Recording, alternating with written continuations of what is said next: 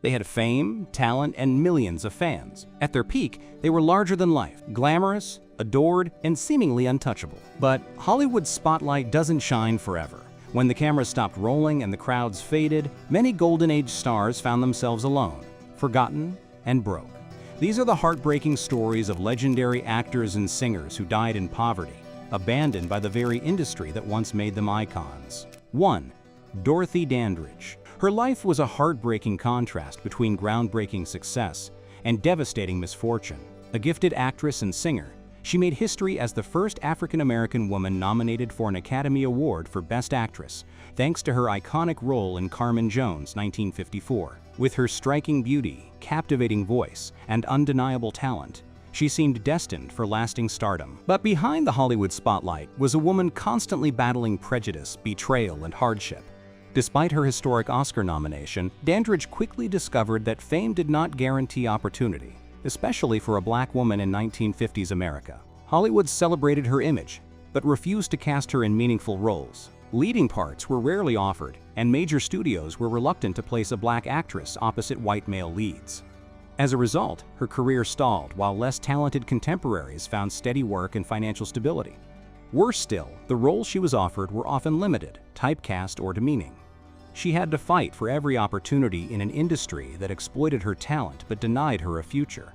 Though she once graced the cover of Life magazine and headlined prestigious nightclubs, the pay was often inconsistent and far below what white stars earned. Her success was, in many ways, an illusion. Her personal life mirrored her professional struggles. She married dancer Harold Nicholas of the famed Nicholas Brothers, but the marriage was troubled and short-lived. After their divorce, she was left to care for their daughter Carolyn, who had severe developmental disabilities. The cost of her daughter's specialized care became a constant financial burden. A second marriage to nightclub owner Jack Dennison proved even more disastrous. He was abusive, controlling, and reckless with money. His poor investments and manipulation drained what little savings Dandridge had left. By the early 1960s, her finances were in shambles. She had entrusted her income to financial advisors who mismanaged her earnings and left her deep in debt. By 1963, she was forced to declare bankruptcy, owing over $150,000 to the IRS. Once one of Hollywood's brightest stars, she now struggled to afford even basic necessities. As roles disappeared and debts piled up, her mental health began to deteriorate. Living alone in a modest West Hollywood apartment, Dandridge became increasingly isolated. She suffered from depression and relied on prescription medication to cope. Her final years were a far cry from the glamour of her heyday. On September 8, 1965, she passed away at just 42 years old. Though officially ruled an accidental overdose, the circumstances of her death remain the subject of speculation. Perhaps the most tragic detail, she had just 24 cents in her bank account. Dorothy Dandridge shattered barriers but paid a cruel price. Her story remains a sobering reminder of how talent alone is never enough, and how even the brightest stars can be left to fade in silence. 2. Fatty Arbuckle. Roscoe "Fatty" Arbuckle was one of early Hollywood's brightest stars. Beloved for his impeccable comedic timing and astonishing physical agility, made all the more impressive by his large frame. In the silent film era, he wasn't just popular, he was a sensation.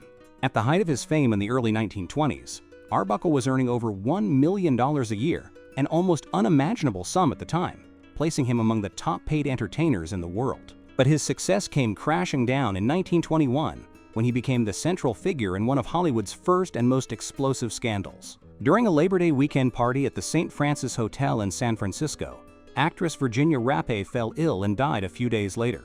Arbuckle was accused of assaulting her, with prosecutors claiming his actions caused the fatal injuries. The press pounced on the story, publishing sensational headlines and turning Arbuckle into a public villain before the courts had even ruled. He was painted as the face of Hollywood decadence, and public outrage was swift and merciless. Arbuckle endured 3 grueling trials.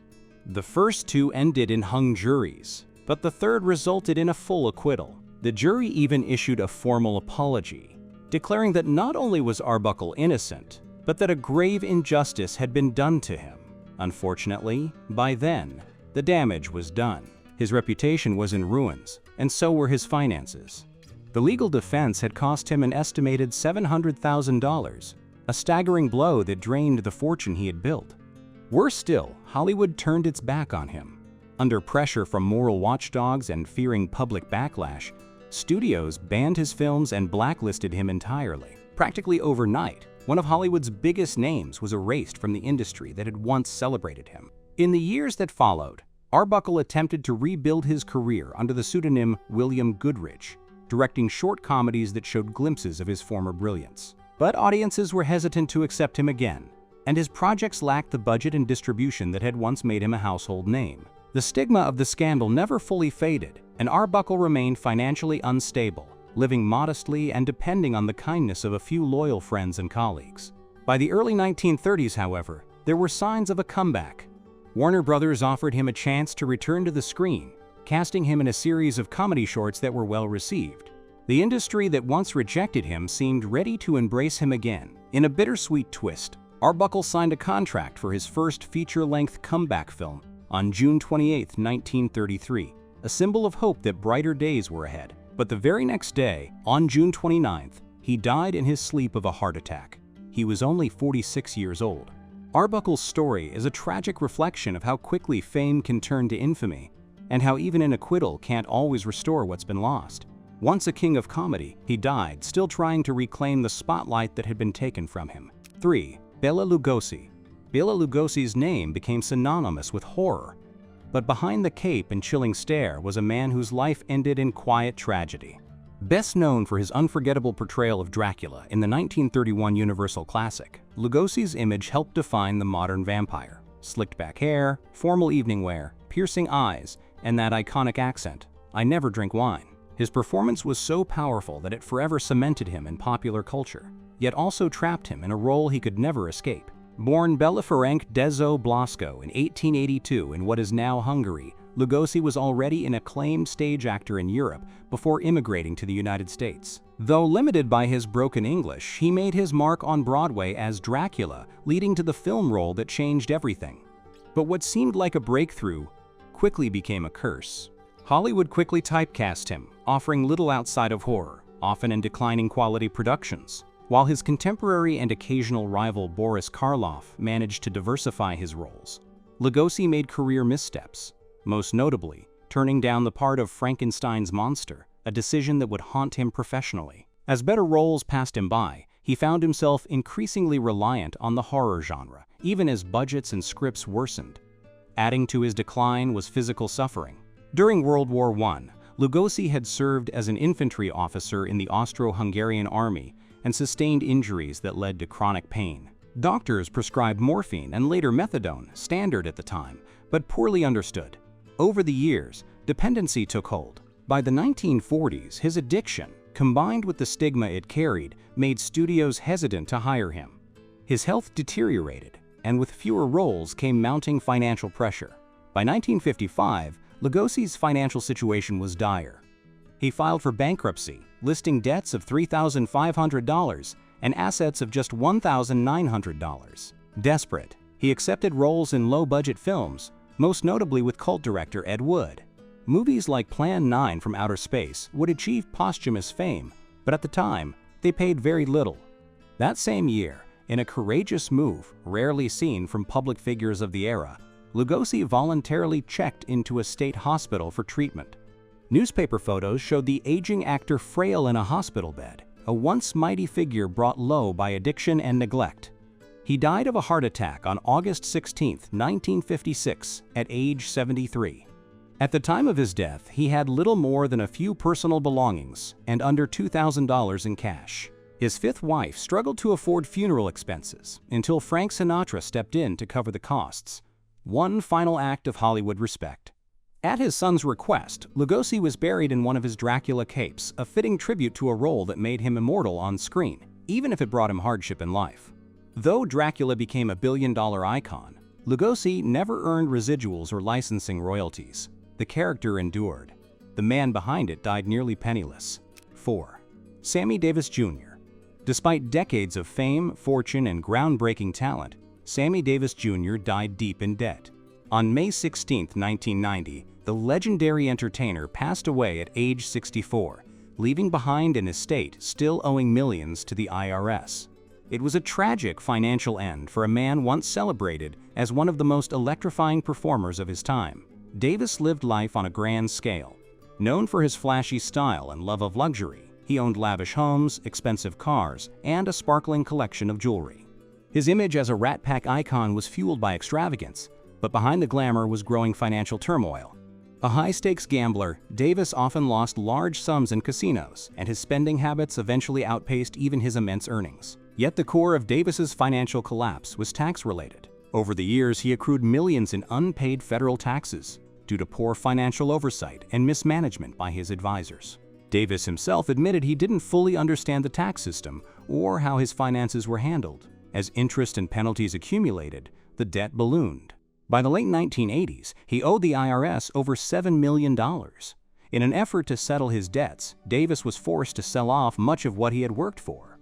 He liquidated homes, vehicles, prized possessions, and memorabilia. But even after these sacrifices, his estate was still $5.2 million in debt at the time of his passing, leaving little for his family and heirs. Diagnosed with throat cancer in 1989, Davis continued to perform almost until the very end, touring and singing in clubs to generate income.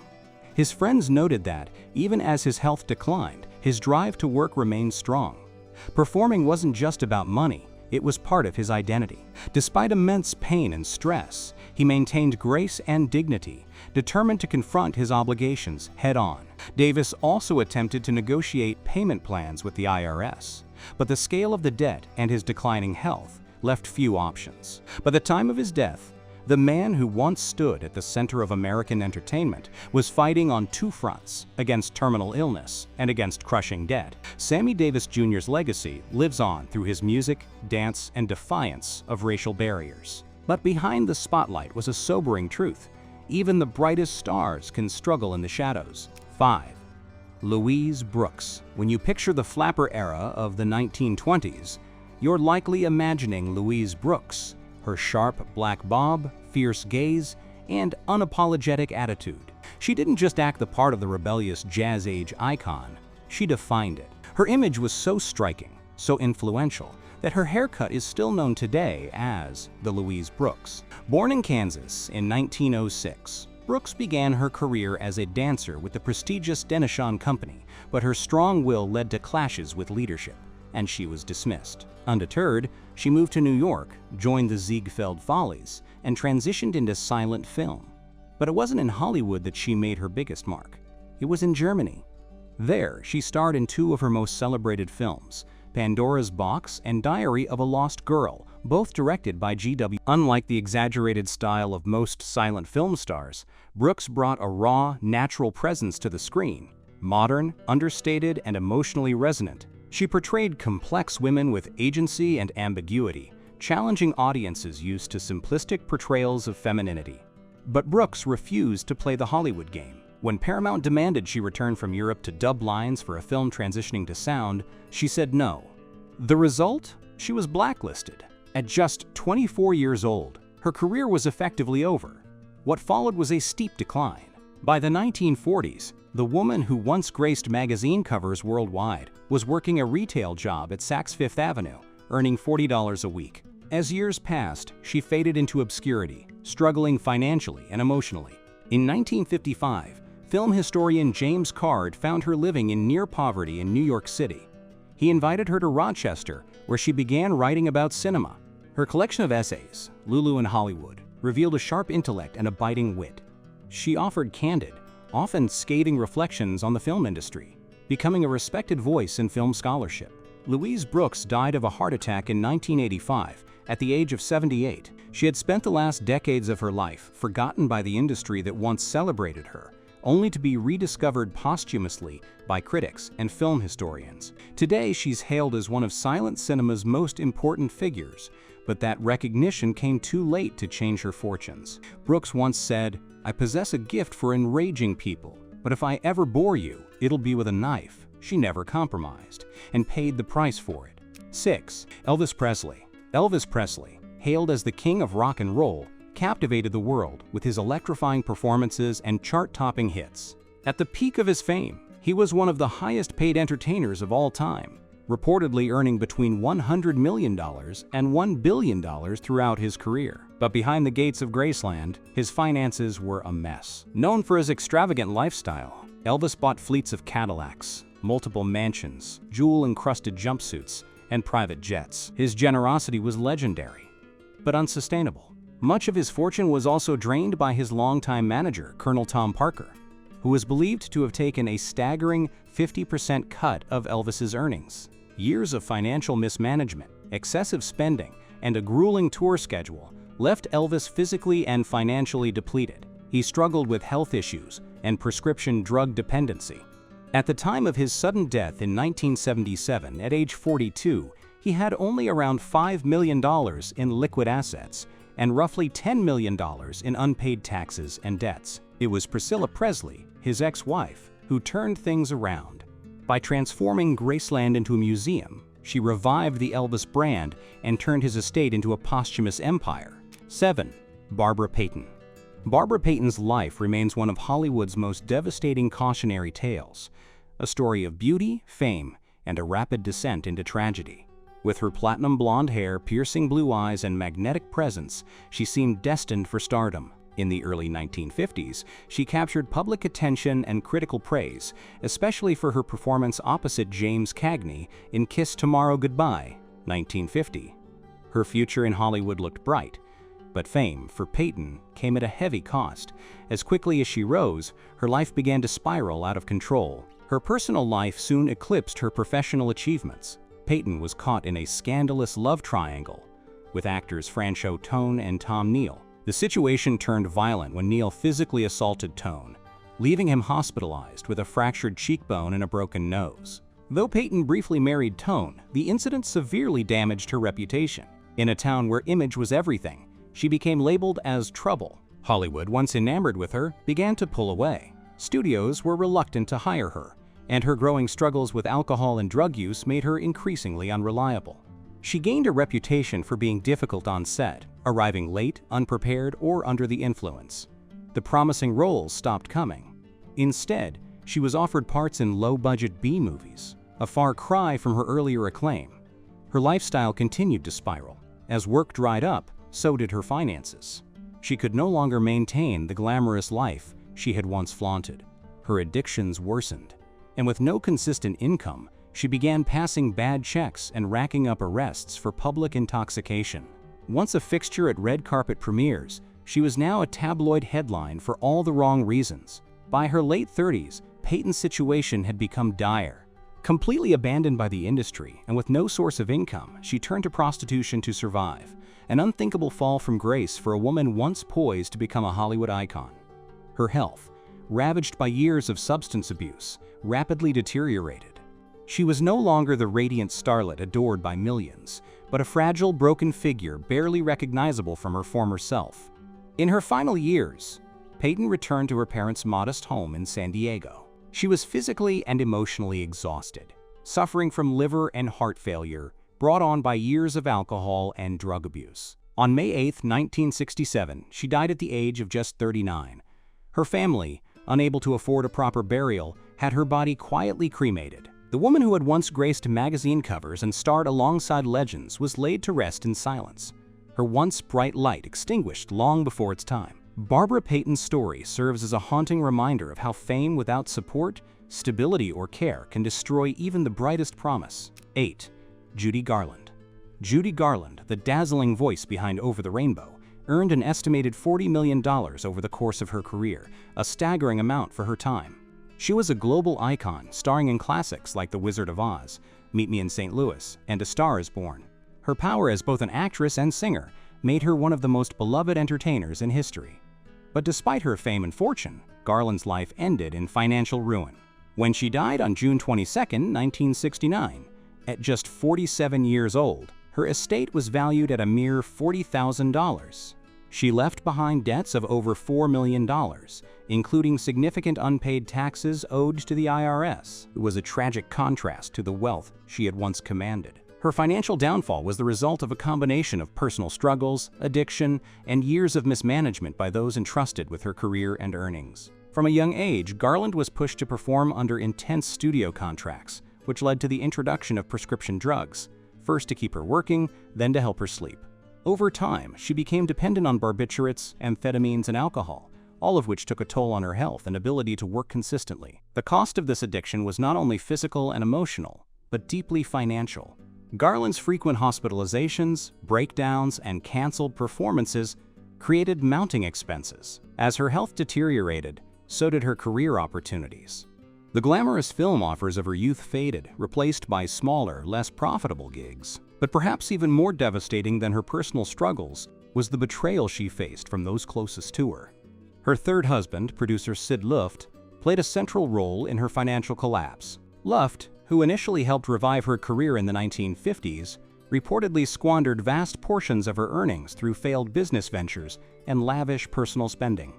Mismanagement by agents and financial advisors further drained her fortune, and Garland, often unaware or powerless to stop it, was left to deal with the aftermath. In her final years, Garland was forced to perform in small nightclubs and theaters for modest fees, simply to survive.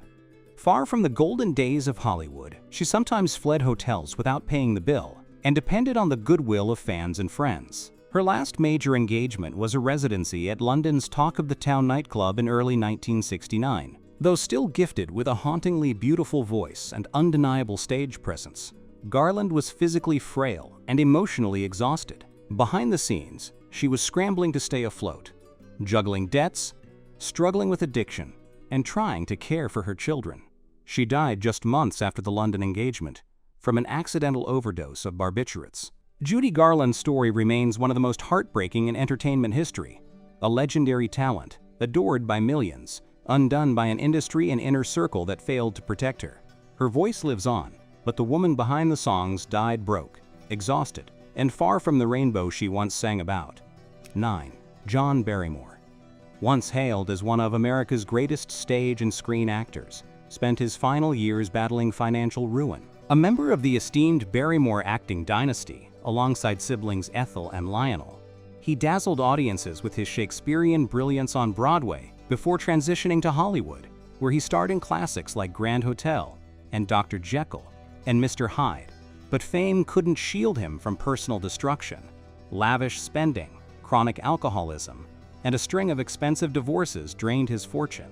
In 1937, he was forced to declare bankruptcy, with creditors relentlessly pursuing him for unpaid debts. Determined to stay afloat, Barrymore took on roles far beneath his former stature, often to the dismay of fans who once revered him. His drinking intensified, and studios became wary of casting him. When he died in 1942 at age 60, he left behind more debt than assets. Though remembered today for his pioneering performances, Barrymore's decline serves as a stark reminder that no amount of talent can outpace a life of excess and instability. 10. Redd Foxx. Redd Foxx was a comedy pioneer, best known for his raw stand-up routines and his role in the hit sitcom Sanford and Son. At his peak, he reportedly earned up to $4 million a year. But behind the laughter was a financial storm that would follow him to the end of his life. Fox's wealth was drained by a mix of extravagant spending, multiple divorces, and overwhelming tax debt. By the late 1980s, the IRS had filed liens against him for nearly $1 million in unpaid taxes from 1983 to 1986, a figure that ballooned to over $3.6 million with added penalties and interest. In 1983, he filed for bankruptcy. Lavish tastes in homes, cars, and generous gifts only worsened the situation. Divorce settlements also imposed heavy alimony obligations. In a dramatic move, the IRS seized his Las Vegas property, cars, and even personal belongings, leaving him with little more than a bed. When Foxx died in 1991 at age 68, he was still deep in debt. His funeral was paid for by his friend Eddie Murphy, a somber end for a comedy legend once at the top. If you enjoyed this glimpse into Hollywood's golden age, don't forget to like, subscribe, and step into the next story. There's always more behind the curtain.